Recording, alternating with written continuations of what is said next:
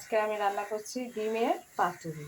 প্রথমে আমি ডিমটাকে সিদ্ধ করে নিয়েছি, এর মধ্যে হলুদ আর লবণ মাখিয়ে নিয়েছি। আর তার সাথে লাগছে সর্ষা আমি ভিজিয়ে রেখেছি, আর একটু আলু কুচি কুচি করে কেটে নিয়েছি, আর কত কত গোটা গোটা কাঁচা লঙ্কা নিয়েছি, আর পেঁয়াজ আর হলো কাঁচা লঙ্কা আমি চিড়ে নিয়েছি। এটা আমি এখন মিক্সিতে বেটে নেব।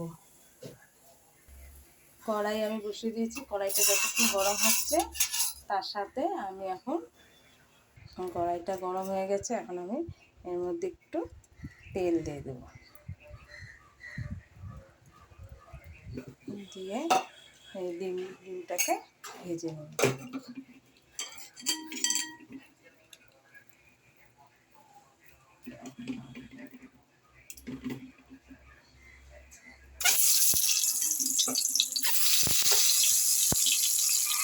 একটু ভেঙে দিই, না ডিমটা ফুটে যেতে পারে।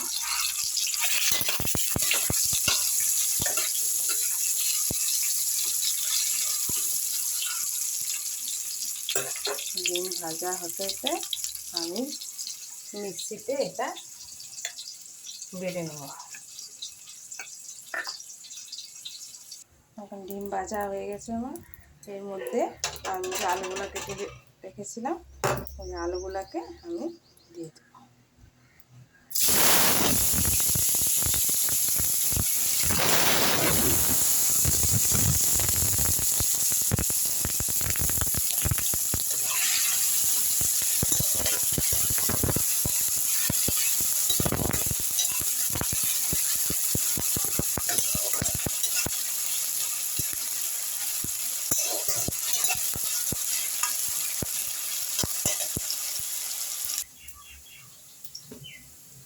আমার পেঁয়াজ আর কাঁচা লঙ্কাটা বাটা হয়ে গেছে।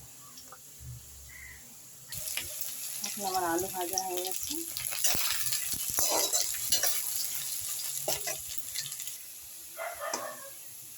এবার এর মধ্যে পেঁয়াজ আর যে লঙ্কাটা বেটে নিয়েছিলাম সেটা আমি দিয়ে দিলাম।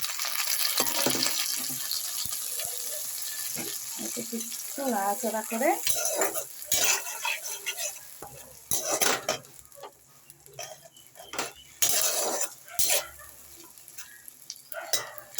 এর মধ্যে আমি সর্ষাটা দিয়ে দিলাম। সর্ষার মধ্যে আমি অল্প হলুদ দিয়ে দিয়েছিলাম, হলুদ।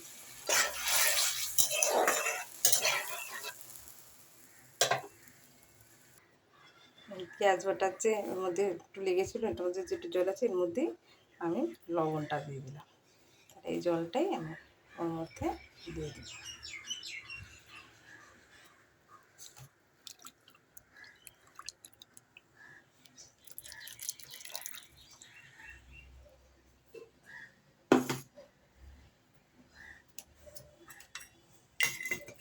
হলুদটা আমি সর্ষের মধ্যে গুলিয়ে দিয়ে দিয়েছি।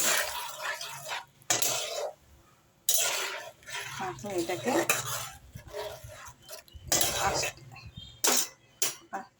ডিমগুলাকে এর মধ্যে একটু দিয়ে দিতে লাগবে, দিয়ে এইটাকে আস্তে করে একটু রেখে দিতে লাগবে কিছুক্ষণ সেদ্ধ হওয়ার জন্য। লঙ্কাগুলো যখন মোটামুটি সিদ্ধ হয়ে যাবে, আলু তো প্রায় সিদ্ধ হয়ে গেছে, আলু একটু সিদ্ধ হবে, লঙ্কাগুলো যখন একদম মোটামুটি সিদ্ধ হবে তারপরে এটাকে নামাতে হবে। আমার এই ঝোলটা এখন পাতুরিটা এখন হয়ে গেছে। এর মধ্যে আমি দিয়ে দেবো অল্প একটু কাঁচা তেল।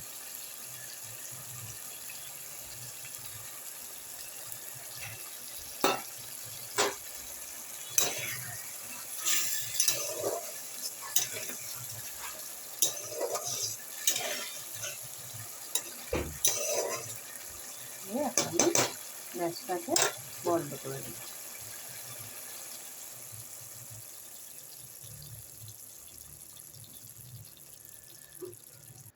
এই যে আমি একটা বাটিতে নামিয়ে নিয়েছি, তো এরকম হবে, খুব ভালো লাগে খেতে।